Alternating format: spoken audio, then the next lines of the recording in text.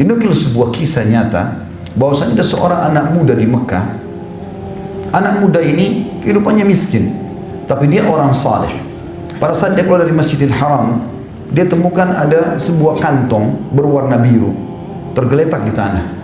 Maka dia ambil benda tersebut lalu dibuka sama dia. Ternyata dalamnya ada batu zamrud berwarna biru. Kemudian dia pun naik ke atas sebuah batu yang cukup tinggi, lalu berteriak dengan suara keras, "Wahai muslimin, saya telah menemukan kantong ini. Siapa pemiliknya? Ambillah." Saking jujurnya orang-orang pada saat itu, saudaraku seiman, tidak ada yang datang mengaku. Orang semua pada lihat, karena di depannya banyak pedagang-pedagang, tidak ada yang mengaku. Dia ulangi 2 kali, dia ulangi 3 kali, sampai 10 kali diulangi, tidak ada yang mengaku kalau itu barang dia. Tahu anak mudanya kebetulan dikenal oleh masyarakat sekitar Masjidil Haram, lalu dia mengatakan, andai saja ada yang mengetahui pemilik ini, tolong tunjukkan rumah saya. Yang terjadi, saudaraku seiman, setelah anak muda ini pulang ke rumahnya, tidak lama kemudian datang seorang bapak tua atau kakek tua, naik ke batu yang sama dengan hikmah ilahi. Kemudian dia mengatakan, "Wahai muslimin, saya kehilangan kantong berwarna biru. Siapa yang menemukannya, saya akan memberikan kepadanya 500 dirham." Maka ada satu pedagang datang kepada dia mengatakan, "Hai bapak tua, tadi sebelum anda naik ke batu ini, di batu yang sama ada seorang anak muda yang kami kenal saleh memiliki benda itu. Rumahnya di sana, pergilah ke sana." Ringkas cerita, orang tua ini pun pergi ke rumah tersebut, mengucapkan salam, lalu menanyakan tentang benda tersebut. Anak muda ini juga teliti menanyakan seperti apa bentuknya, warnanya. Setelah dipastikan memang sama, diberikanlah kepada si kakek tua tadi. Begitu diberikan, anak muda ini tidak pernah tahu kalau akan dibalas 500 dirham. Maka dia pun tiba-tiba dikasih kantong uang dirham tersebut. Kata dia, "Apa ini?" Kata si kakek tadi, "Ini adalah balasan yang sudah saya niatkan karena Allah. Saya ingin memberikan kepada orang yang menemukan permata ini karena permata ini sangat mahal bagi saya, punya nilai." Maka anak muda tersebut, "Demi Allah, saya tidak niat mengembalikannya untuk menerima balasan. Ambillah." Kakek ini mengatakan, "Ambillah." Terus saja mereka saling menolak sampai akhirnya kakek ini mengalah, dan akhirnya dia mengambil termasuk uang tersebut dan diambil batu tersebut, kemudian dia pergi. Anak muda ini menceritakan kisahnya. Dia bilang, setelah berjalan beberapa hari tentang kasus penemuan batu itu, saya makin sulit hidupnya, susah sekali. Saya merasa saya harus keluar dari Mekah untuk mencari rezeki di tempat lain.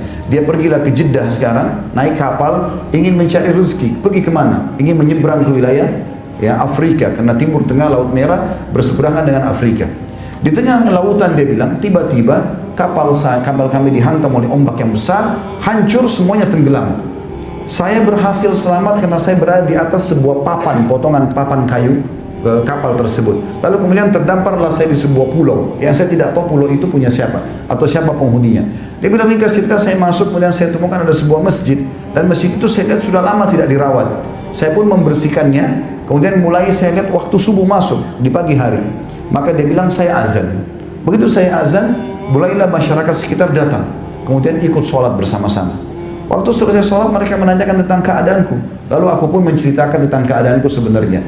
Lalu mereka mengatakan, "Wahai anak muda, sesungguhnya pemimpin wilayah kami di sini itu baru saja meninggal beberapa hari yang lalu. Dia adalah imam kami, dia yang mengurus, mengajarkan kami, dan kami tidak ada yang bisa menggantikan dia. Gak ada yang bisa jadi imam, makanya masjid ini tidak dipakai. Kalau kau bersedia, kami tadi lihat kau bisa jadi imam, suara bacaanmu bagus, suara bagus, bisa nggak jadi imam?" Dia mengatakan, "Baiklah." Maka dia bilang, anak muda ini cerita, "Saya pun tinggal beberapa bulan bersama mereka, mengajarkan mereka Al-Quran, mengajarkan mereka agama, dan mengimami mereka. Gak lama kemudian, masyarakat setempat datang lalu mengatakan, 'Wahai anak muda, kami ingin kau menikah dengan salah satu anak wanita terbaik di wilayah kami ini.' Awalnya dia menolak, tapi karena masyarakat mendesak terus, akhirnya dia meyakini, akhirnya dia menerima. Kemudian didatangkanlah anak perempuan tersebut menggunakan cadar, pas duduk depannya dibuka cadarnya dengan penuh kecantikan wanita tersebut, tapi anak muda ini justru tidak tertarik melihat wajahnya si wanita tadi. Kenapa? Karena ternyata di leher anak wanita ini ada kalung, dan di situ tergantung batu permata sama dengan yang dia temukan di Mekah sekitar beberapa bulan yang lalu. Maka anak muda ini terus melihat batu permata itu. Lalu orang-orang sekitarnya mengatakan, "Wahai anak muda, kau telah zalimi wanita ini. Kami datang untuk kau lihat wajahnya, bukan kau lihat perhiasannya." Maka dia mulai menceritakan, dia mengatakan, "Saya mohon maaf, saya punya kisah dengan batu ini, dan saya yakin itu. Berapa bulan lalu di Mekah ada seorang kakek tua begini diceritakan semua sampai selesai." Maka pada saat selesai, tiba-tiba satu masjid bertakbir semuanya. Lalu anak muda mengatakan, "Kenapa kalian bertakbir?" Kata mereka, "Apakah kau tidak tahu siapa kakek tua itu?" Maka anak muda mengatakan, "Saya tidak tahu."